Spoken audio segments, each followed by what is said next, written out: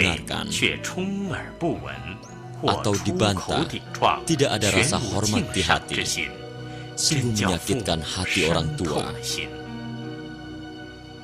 Ada anak perempuan yang sebelum menikah masih mengerti berbakti pada orang tua, tetapi begitu menikah menjadi tidak berbakti.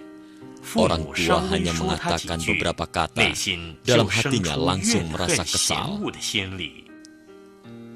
Mendapat amarah dan pukulan dari suami diterima dengan hati rela. Bersikap sangat baik terhadap keluarga suami. Terhadap sanak keluarganya juga sangat menyayangi. Tapi terhadap orang tua kandungnya sendiri, renggang hubungannya sungguh menyakitkan.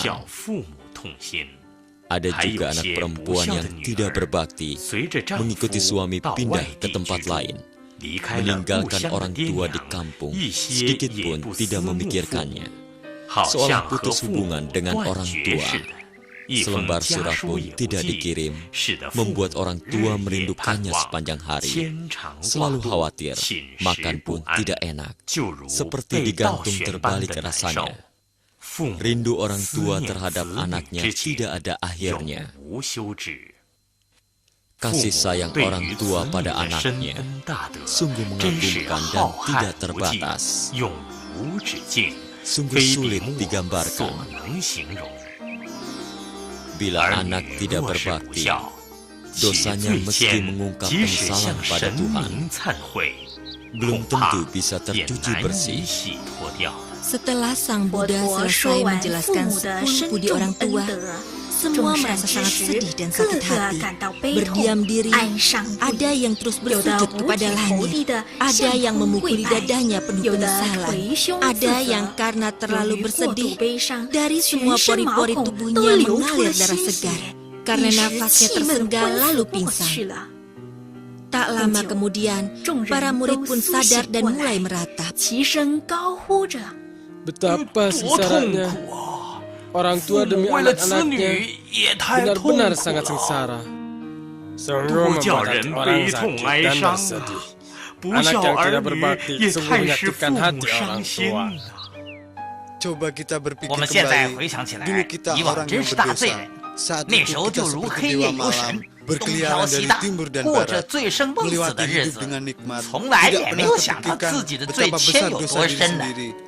Setelah mendengarkan penjelasan Sang Buddha, seolah bangun dari mimpi, sungguh-sungguh menyesali perbuatan masa lampau, memikirkan diri yang tidak berbakti ini. Sungguh, hati menjadi remuk, badan seperti terbakar. Mohon kepada Maha Guru, kasihanilah kita yang bodoh ini. Berilah kesempatan untuk bertaubat. Mohon beritahu dengan cara apa baru bisa membalas budi orang tua. Sang Buddha memakai 8 cara unik untuk menjelaskan pada murid-muridnya. Kalian tahu budi orang tua demikian luhur. Sekarang saya akan jelaskan pada kalian.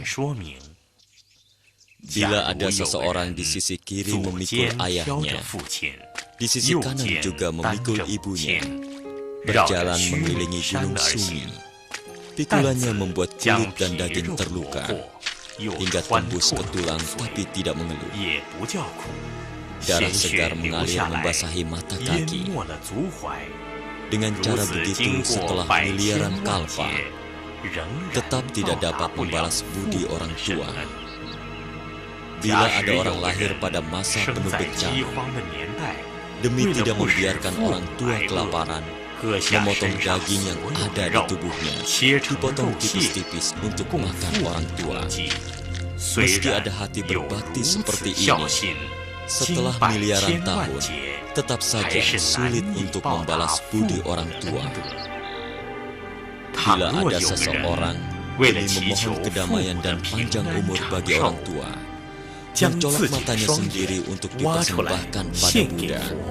Demikian setelah melalui miliaran kalpa, tetap belum bisa membalas 1/10.000 budi orang tua.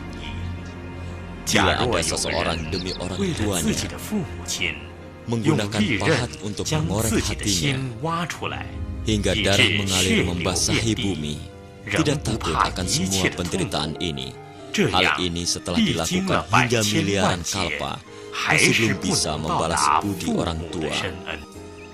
Bila ada anak yang demi orang tuanya rela menerima tusukan ribuan pisau tajam dan panah, serentak dihujamkan pada tubuhnya sendiri, berkejang dari segala arah hingga miliaran kalpa, masih belum bisa membalas budi orang tua. Bila ada seseorang demi memohon kedamaian dan usia panjang bagi orang tuanya, membakar tubuhnya sendiri untuk menyalakan pelita bagi Buddha, tetap saja, meski dilakukan miliaran kalpa, tetap saja tidak dapat membalas budi orang tua. Bila ada orang yang demi membalas derita orang tua, bekerja keras hingga daging dan tulangnya hancur, meski dilakukan hingga berkalpa-kalpa, tetap belum bisa membalas budi orang tua. Bila ada seseorang yang karena ingin berbakti, mewakili orang tua menelan pil besi yang panas, seluruh tubuh terluka bakar dan hangus. Demikian dilakukan hingga miliaran kalpa, juga belum bisa membalas 1/10.000 budi orang tua. Setelah mendengar penjelasan Sang Buddha mengenai budi orang tua, semua mencucurkan air mata.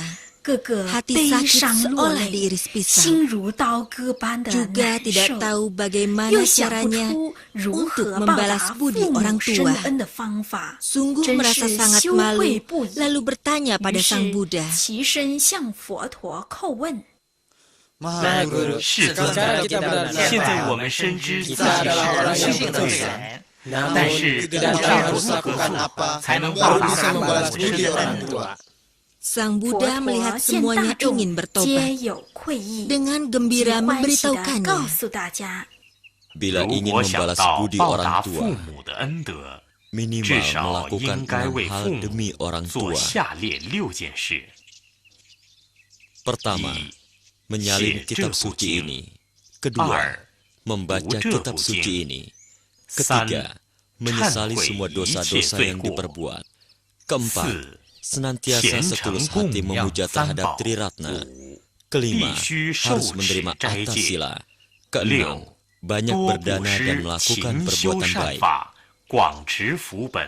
Bila ke-6 hal ini bisa dilakukan, maka disebut anak berbakti. Bila tidak, merupakan penghuni di neraka.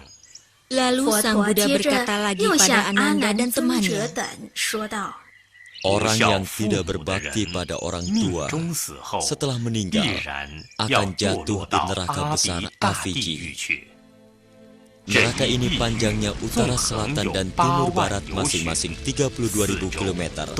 Sekelilingnya berdinding besi dan juga ada jalan, sehingga tawanan tidak mungkin melarikan diri. Lantainya terbuat dari papan besi yang dipanasi oleh api. Di mana-mana kilat dan petir. Juga terlihat lahar tembaga dan besi yang dikuyur pada tubuh manusia. Terlihat ada anjing dan ular besi yang menyemburkan api mengejar tawanan. Setiap pendosa dibakar hingga badan melepuh. Deritanya sulit dikatakan. Di sekeliling tembok bergantungan berbagai senjata tajam. Di lantai juga bertebaran kapak dan martil besi, tombak panjang, gunung golok, pohon pedang, dan alat siksa lainnya. Setiap saat bisa digunakan untuk menghukum terhukum. Terhukum di neraka akan menerima ribuan penderitaan tanpa henti. Juga tidak tahu harus melewati berapa kali hukuman.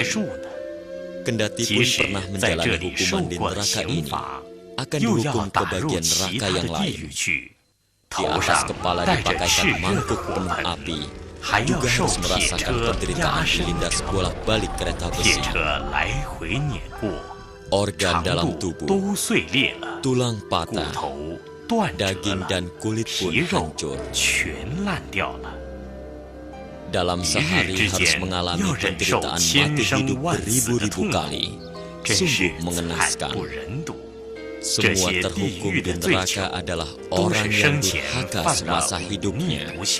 Baru akan menjalani siksaan seperti ini, penderitaan beratus-ratus kali. Setelah selesai mendengarkan penjelasan Sang Buddha, semua merasa malu. Dengan sedih dan menangis, bertanya pada Sang Buddha,